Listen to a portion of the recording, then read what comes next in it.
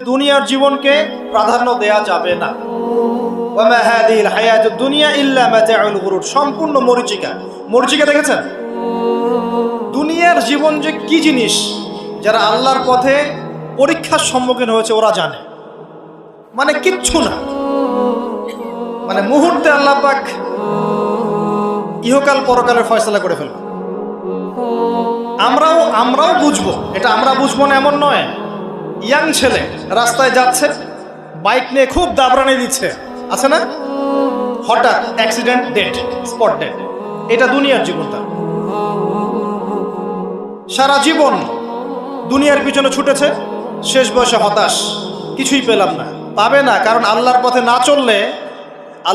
না চললে শেষ বয়সে গিয়েও কিছু পাবেন না। যন্ত্রণা, হতাশা, গ্লানি ছাড়া। তখন দেখবেন আত্মহত্যা করে শেষ, ডেড। দেখবেন অনেক প্রতাপশালী বাচ্চা বড় বড় লেকচার দিচ্ছে, হঠাৎ রাস্তায় হাঁটতে হাঁটতে ডেড।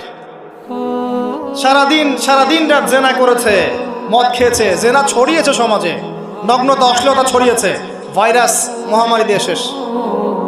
দুনিয়ার জীবন কি জীবন! চোখের সামনে অহরহ এগুলো ঘটনা দেখছি আমরা। যাচ্ছে খুব সাদা আহ্লাদ করে, বর বিয়ে করতে যাচ্ছে, কার অ্যাক্সিডেন্ট, শেষ, ডেড। কিছু সাহাবী তো এমনও ছিলেন, বদরের যুদ্ধ করতে এসেছেন, হাতের মধ্যে কিছু খেজুর আছে, খেজুর খাচ্ছেন, খোরমা খেজুর খাচ্ছেন।